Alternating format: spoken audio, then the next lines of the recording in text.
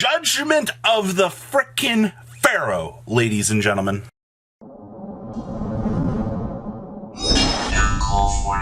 Some awesome Black Friday deals available down below in the description for you guys. Make sure you guys smash the love and crap out of that subscribing so you guys don't miss out on more awesome content. So this just looks like your standard average tournament breakdown. We had 2 Schwartz Wall.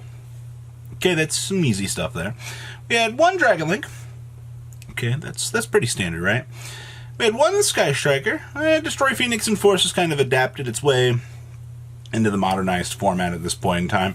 Pretty standard stuff, honestly. We know what we're expecting out of Sky Striker at this point. Cyber Dragons. Ooh, piece of rogue candy. That one's actually, I like that one quite a lot, actually.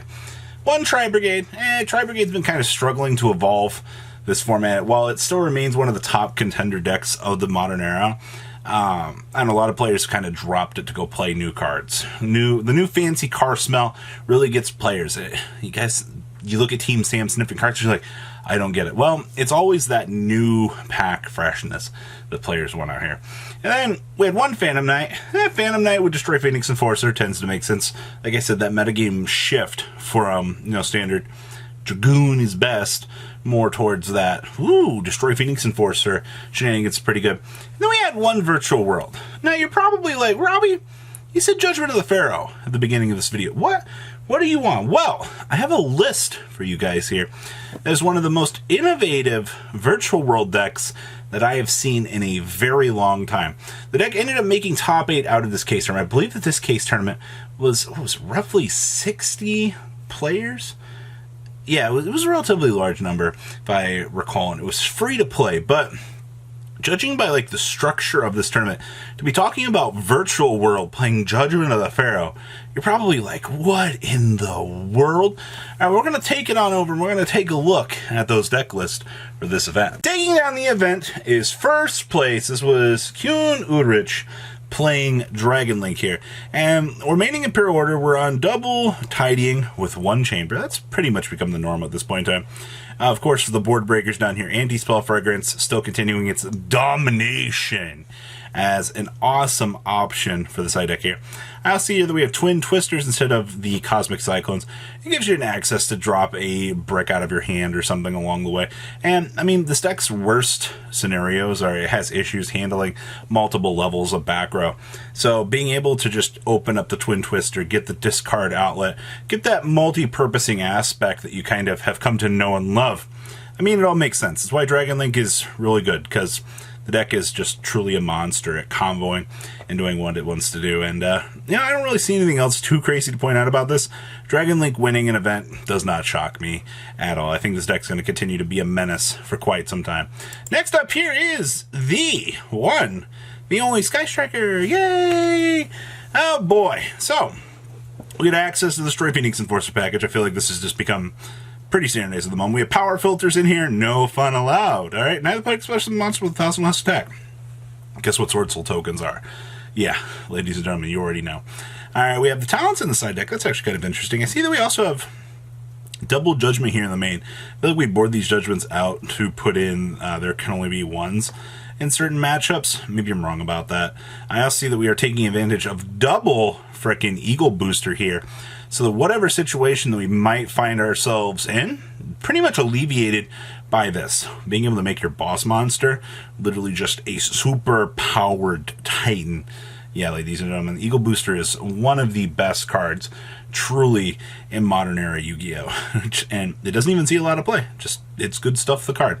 Next up here is Schwartz Wall! Yay! This was Julian Lipoff's top 4 finish here. We're playing frickin' Heavenly Dragon Cycle. I've talked about this card a little bit. It was kind of showing up in a few lists here. But I feel like the more that you invest harder in the 10E engine, I feel like the lot better that this becomes. So it's distribute a Worm Monster, add a Worm Monster from your deck to your hand, or if you tribute a non-effect monster to activate this card, you can special summon it instead. Oh boy.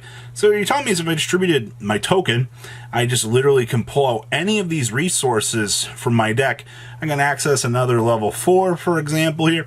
You can do a lot of cool things just as an extension through this stupid card here. All right, so I understand a few people would look at this card and go, I don't really want to play that. Like, it doesn't really settle into my strategy. It's a quick play, man. All right, it's just another option tree that you can kind of mess around with in Schwartz Wall and just kind of have a good fun time with. Next up here is another Schwartz Wall list. This was Stephen Gleason's top 4 finish for this event. So both Schwartz Wall decks ended up making it a top 4. One lost to Dragon Link, one lost to Sky Striker. Okay. This one, we're also playing 2 copies of Heavenly Dragon Cycle. There's my friend Synthana. Synthana also feels very optional in these builds. I guess the cool thing I like about this is it does act as another level 4, so somehow if you get like Synchro stuck or something else like that, you just access Synthana and you're like, okay, cool, well, I can go ahead and patch my problems at this point in time and resume climbing back up Synchro, something like that. Alright, so just having the additional special summon on a level 4 so that you can kind of do your combo. I know this build's not playing Baguska or something like that.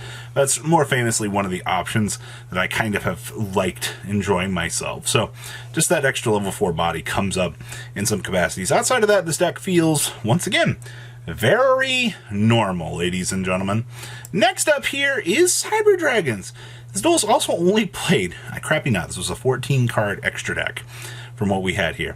We're also playing frickin' Paradise Smasher, baby. Once per turn during your main phase, detach 2 materials from this card. Each player rolls 6-sided dice twice.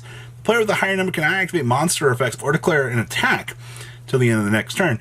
And then once per turn, if either player would roll a dice while this card has material, you can treat that roll as one of the results as a 7. So technically, if you have 3 of these loaded up here, you can technically floodgate your opponent out of the game. It's not necessarily a good option tree here, but more options available to Cyber Dragons, I feel like, is something that they really want. So, outside of that, the list feels kind of cool. I like the Electromagnetic Turtle. That was something we kind of started to see a little bit more of as a tech option a little bit later, but okay. Next up here, we got Brigade. Now, this is one of the heavier trap builds that I've seen on Trap Brigade in a very long time. Okay, so we're only playing 1 cat. We're playing the Destroy Phoenix Enforcer package here, and we're freaking playing There Can Only Be One. I feel like this deck's game plan is it wants to go first. It wants to look at the opponent and go, no fun allowed for you. Now, how consistent that translates to the current format, I'm not too sure. The fact this deck was able to make top 8 tells me that there was some sort of success at the end of the day with that. But I feel like the lack of fundamentals from this deck, with just like a lack of bird package or something like that, kind of leaves the door open a little bit for something to be desired with this. But then again, all right, with that being said, I do think that floodgates are probably still one of the better ways to go. If Sky Striker can get away with abusing this card, then why can't something like Brigade, for example?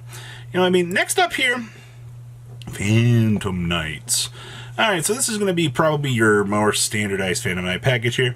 This one is main decking the Scythe. Okay, so Mike Carraro here said, you know what? Screw it, we're going to put this in. Alright. I see that we have the standard Fusion Destiny package. I hate to say it, but I wouldn't be playing this deck without Fusion Destiny, Destroy Phoenix Enforcer at this point in time, because this package with Scythe just makes your life so much better. Outside of that, this feels very, very standardized, I feel. And then the last list, the purpose of making this video, is this virtual world list. Now, have you guys ever read Yu-Gi-Oh! Friendship? Offer your opponent a handshake. If they accept, alright, your handshake, each player's life points become half of the combined life points of both players. If Unity is in your hand, show it to your opponent and they must accept the handshake. Okay, you're like, why? Why do we play this? It's because of this card right here. So pay half of your life points. Select and activate an appropriate effect. Alright? If Yu-Gi-Oh! Friendship is in your graveyard, until the end of your turn, your opponent cannot summon, set, flip, or special summon a monsters, or activate an effect monster's effect. Holy crap. If Unity is in your graveyard, select one monster on your field. The defense of the selected monster becomes equal to the combined original defense of all face-up monsters. And you're like, ugh, I don't like that card. But the second effect of this card is if Unity is in your graveyard, till the end of this turn, negate the effects of all spell and trap cards on your opponent's side of the field, and your opponent can activate or set spell or trap cards. Ladies and gentlemen, You're probably like, well, why play this? Because you have access to the best ump machine in the game, called Beatrice, ladies and gentlemen. What happens if I drop my Yujo friendship and then trap trick out Judgment of the Pharaoh? I've effectively floodgated my opponent out of playing the game. Isn't that freaking gimmicky? Guys, make sure you smash the little crap on that subscribe button. Leave a comment down below what you guys think, and I'll see your beautiful faces back here later on the day with some more cool, awesome content. Peace out, guys. Stay safe. Thank you, patrons, for making the ride never truly end. Without you guys' support, well, I would probably be doing Truffle Shuffle videos for a living. Guys, please check out Vanquill40 for all of your Cardfight Vanguard content brought to you by Vanquill40. And if you are looking to pick up singles, check out imquillgames.com for your trading card game needs. Thanks for watching, everybody.